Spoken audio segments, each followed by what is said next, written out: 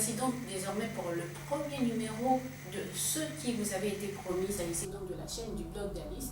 Et notre premier invité n'est autre que le ministre des Droits humains, de l'égalité des chances et des Gabonais de l'étranger, Alexandre Désiré Tapoyo.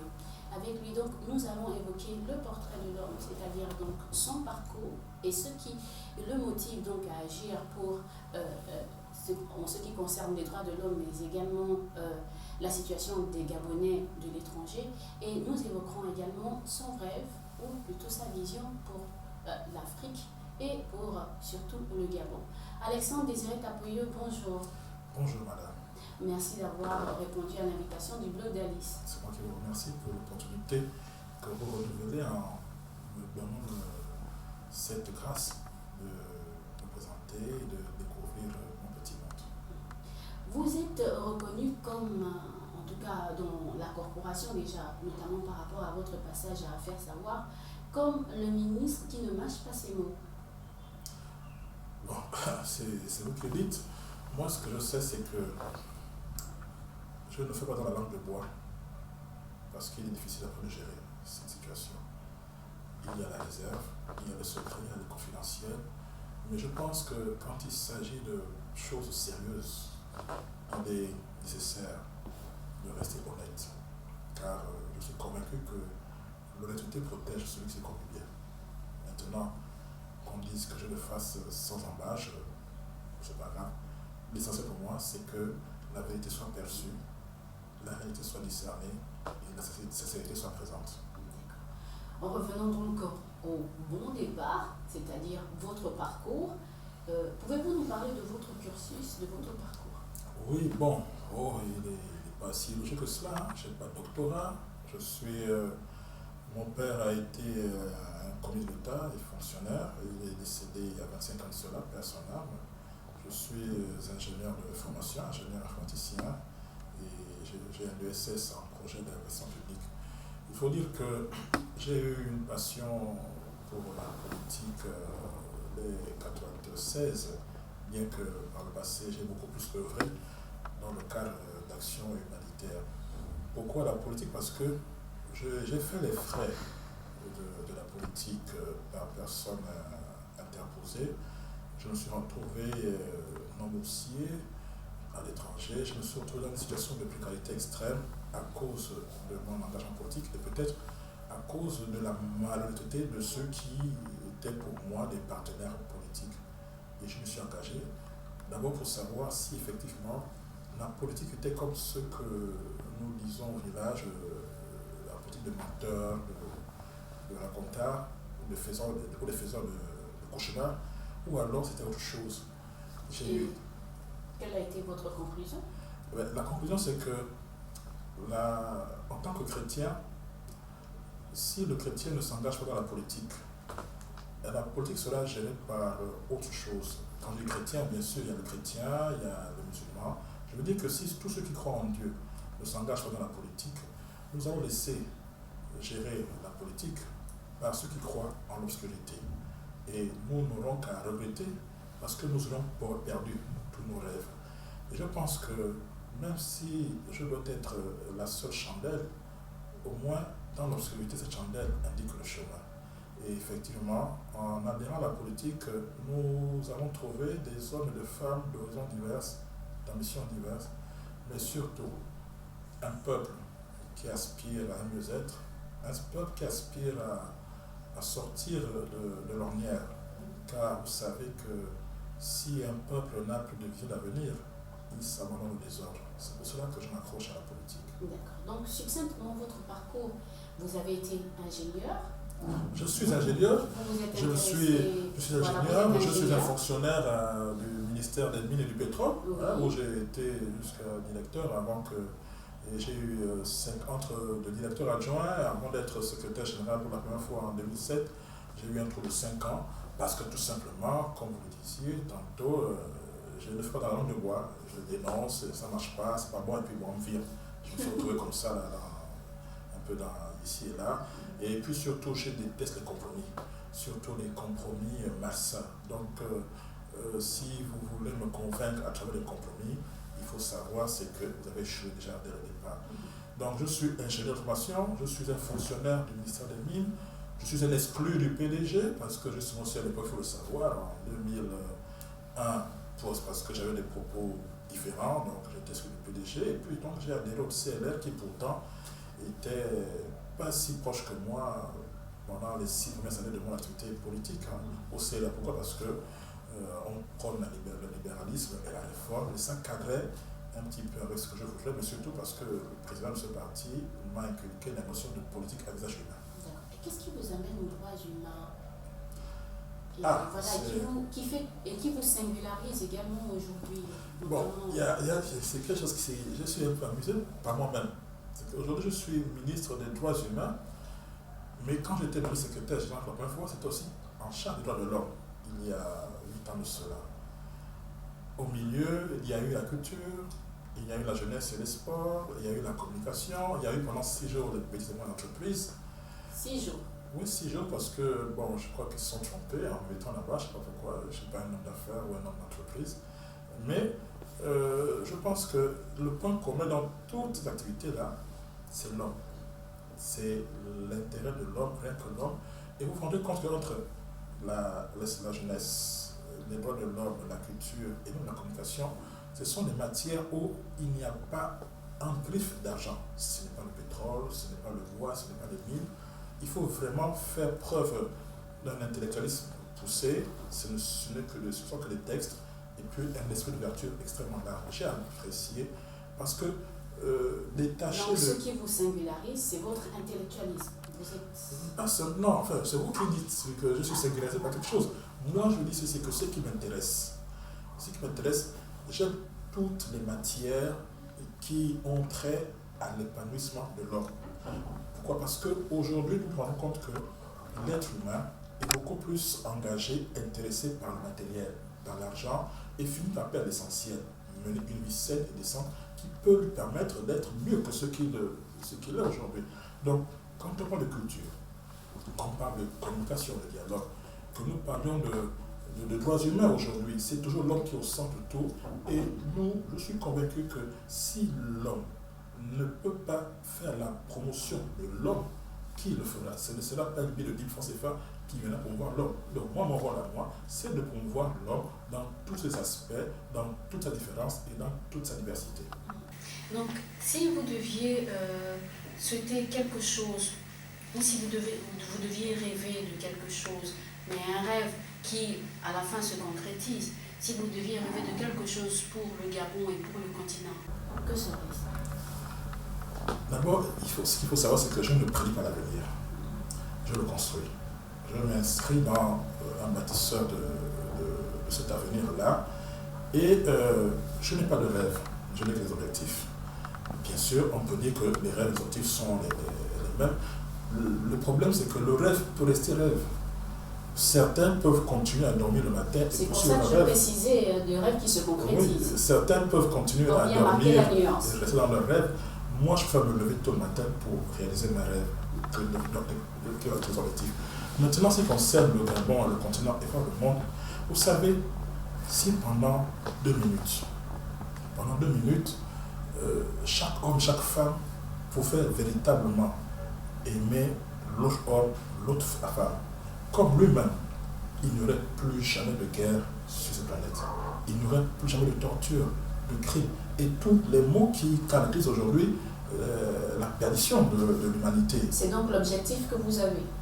Mon objectif, c'est de tendre vers un monde quasi parfait. En tout point de vue, sans les maladies. Bien sûr, il y aura toujours la mort parce que nous ne sommes pas mortels. Mais sans les maladies, je ne dis pas des maladies naturelles, sans les maladies créées par l'homme à travers des déchets toxiques, à travers un environnement mal protégé, à travers des soucis d'argent, à travers plein d'autres, parce qu'aujourd'hui, nous avons des maladies émergentes, comme les AVC, qu'on ne connaissait pas, ou comme les crises cardiaques, parce que tout simplement, nous sommes trop englués dans les problèmes financiers, dans les problèmes matériels, et nous ne pensons pas à notre mieux-être.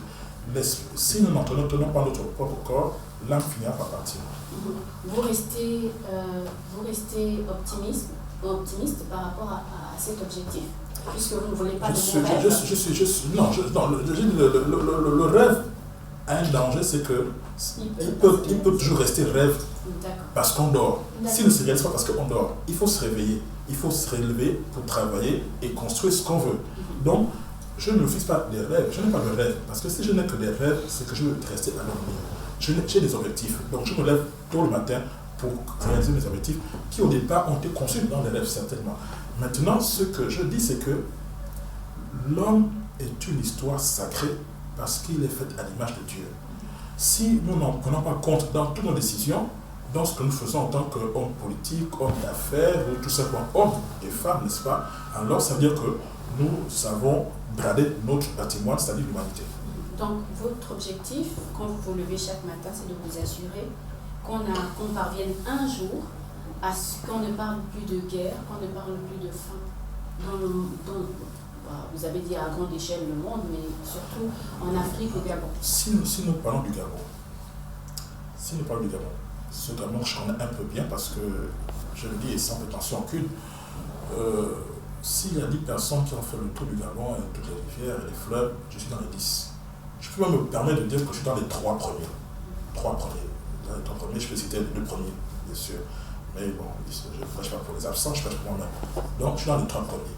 Et j'ai remarqué ceci, c'est que le Gabon est un beau pays, et j'ai fréquenté pas mal de pays au monde. Le Gabon est un beau pays qui recèle de richesses extrêmement belles.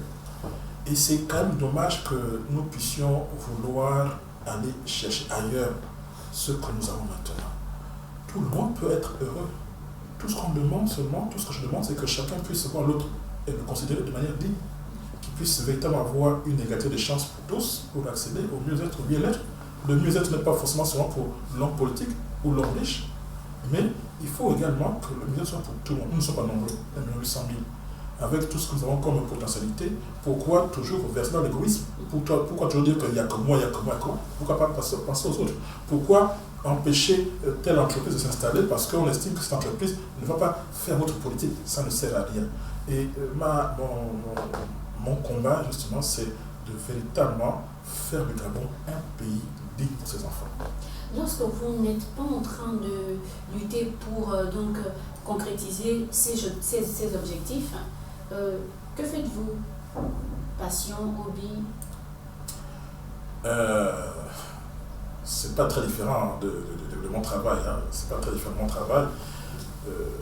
Soit je suis dans la politique, mais toujours dans cet esprit, parce que pour moi, la politique, c'est une politique d'âge humain. Je dis toujours dans la même militant, entre deux élections, faites quoi?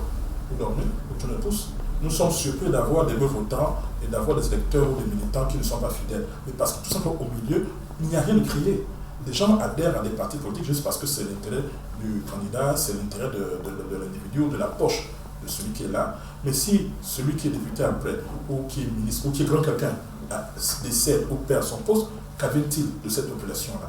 Donc, mon travail entre deux élections, quand pour un homme politique, déjà au départ, c'est d'enseigner à chaque Gabonaise et Gabonais d'avoir son propre critère de jugement, de discernement. L'autre partie de mon activité est essentiellement orientée vers les activités de mon église. Vous parliez tout à l'heure de discernement en ce qui concerne les Gabonais, en tout cas ce que vous aimeriez inculquer à tout un chacun. Est-ce à dire que pour vous, le CLR reste le parti qui mérite tout le crédit parmi tous les partis qui existent au Gabon, vu que vous qui avez certainement le discernement, vous lui avez accordé votre crédit? Ce serait mentir. Je ne sais pas qui a la meilleure crédibilité en matière de politique, mais je vous dis, j'ai adhéré au CLR pour deux raisons. D'abord, l'idéologie qui est prônée, notamment préserver le panier d'aménageurs, et puis son fondateur qui prône une politique à visage humain. Le protocole autour des fonctions, le gunda pour rien, comme on dit, les épaules au-dessus de la tête, ce ne sera jamais mon style et ce n'est pas le style de mon fondateur. Donc, je ne sais pas si ailleurs ils font la même chose que nous, différemment, je ne sais pas. Mais ce qui est là, c'est que je suis dans mon parti et je souhaiterais que le maximum de personnes fassent comme moi. Pour ceux qui ne sont peut-être pas gabonais et qui suivent le blog d'Alice, le gunda pour rien. Mais c'est faire C'est une l'orgueil. expression. Oui, le Bundangouda, c'est faire Vraiment l'orgueil, gabonaise. c'est faire le gros dos. Parfois, ce qu'on appelle tonneau vide fait beaucoup de bruit d'ailleurs. Hein, c'est ça, donc le Bundangouda pour rien, c'est être un tonneau vide qui fait beaucoup de bruit pour rien d'ailleurs. Est-ce à définir que les Gabonais sont des tonneaux vides qui font beaucoup Non, de non, bruit? pas du tout. Je dis simplement que nous avons au Au Gabon, Gabon. nous avons au Gabon De nombreux tonneaux encore vides. beaucoup de personnes qui sont des tonneaux vides, qui font beaucoup de bruit, qui ne font pas progresser la société. Je vais du principe que nous devons nous battre véritablement pour une véritable mutation des consciences. Tant que nous restons asservis par l'argent et par ceux qui pensent que l'argent peut régler tous les problèmes, nous n'irons jamais, parce qu'il y aura toujours d'autres qui en auront plus et certains qui en auront moins. Par conséquent, nous allons toujours assister à une fracture encore plus élargie des inégalités sur ce pays, dans ce pays. Votre arrivée aux droits humains, si vous deviez faire un bilan, on va dire à mi-parcours, Un bilan. Oui. Ben, le bilan, je l'ai fait en février. Ça faisait déjà quasi plus d'un an que j'étais ministre. Et je disais sur ma bâche que j'ai échoué, pour le moment. Je le dis clairement. On a beau me voir tous les jours à la télévision, on a beau me voir dans plein d'activités ici et là. J'ai échoué à présent par rapport aux objectifs que je me suis donnés. J'ai peut-être par naïveté, je crois surtout par naïveté d'ailleurs. J'ai échoué parce que j'ai pensé que le fait d'être ministre, on pouvait facilement faire bouger les choses. C'était sans compter toutes les pesanteurs administratives, c'était sans compter toutes les personnes proches ou loin de vous qui œuvrent pour saper le travail, mais c'était aussi sans compter tous ceux qui sont ennemis de la vie sur cette terre. Et pour ma part, en termes de chèque, je précise que lorsqu'on est ministre un an et demi, n'avoir fait passer qu'un seul texte en conseil des ministres, c'est un échec patent. Je le reconnais, je l'assume. Et pourtant, dans ma cantine, c'est 30 projets de texte que j'ai envoyés, que je transmets depuis plus d'un an et demi. C'est une équipe de 5 personnes que je paie en poche pour ces projets, pour pouvoir essayer d'enjoliver, d'épanouir le paysage politique en matière de droits humains. Mais c'est vraiment une forêt extrêmement remplie d'animaux sauvages. Donc vous avez en face de vous une forêt remplie d'animaux. Je suis dans une forêt remplie d'animaux sauvages et mon rôle, c'est de pouvoir créer une clairière et essayer de tout faire pour que les animaux sauvages finissent par périr. Ce qui veut dire que vous n'avez pas encore jeté l'éponge. Jamais. Au contraire.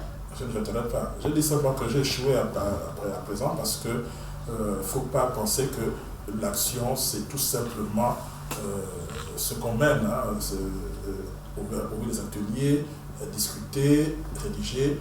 Le jour où je considérerais que j'aurais réussi, c'est le jour où au moins la moitié des Gabonais auront changé de conscience. Là, je vais réussir.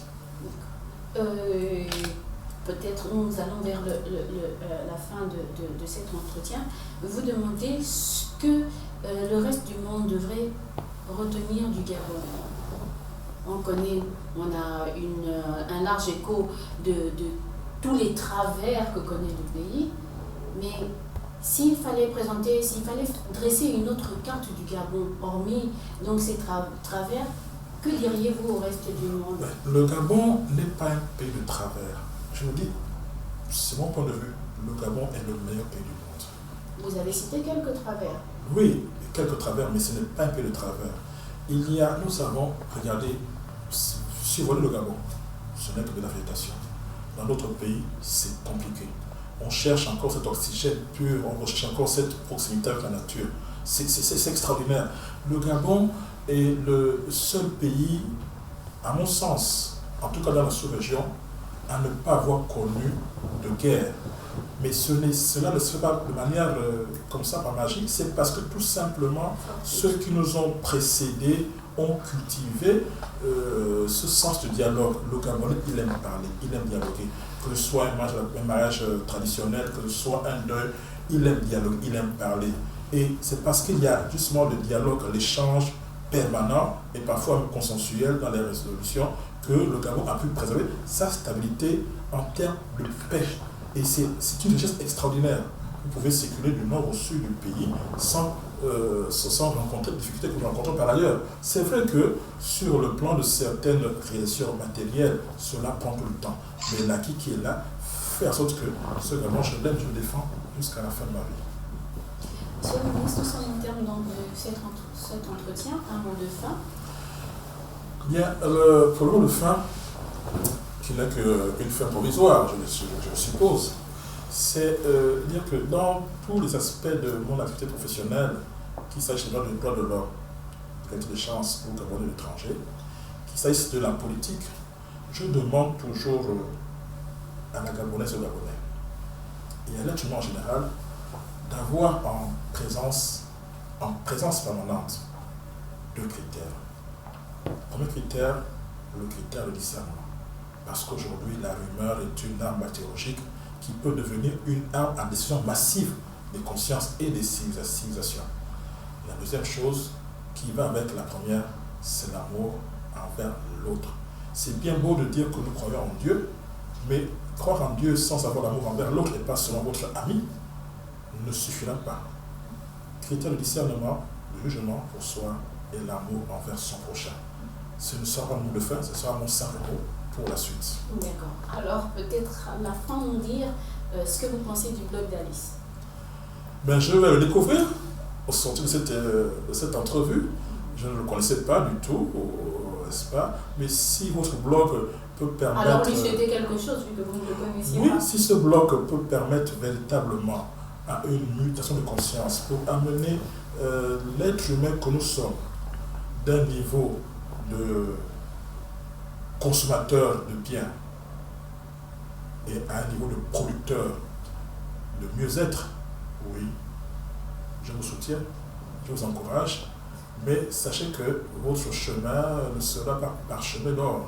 Sachez-le, parce que malheureusement, l'homme n'aime pas qu'on dise la vérité, parce qu'il a peur de voir ses illusions être détruites. Et c'est sur ce, donc, que va s'achever cet entretien. Merci donc d'être resté avec nous et merci de continuer de rester avec nous et de continuer à visiter donc le blog d'Alice. À bientôt pour un autre numéro.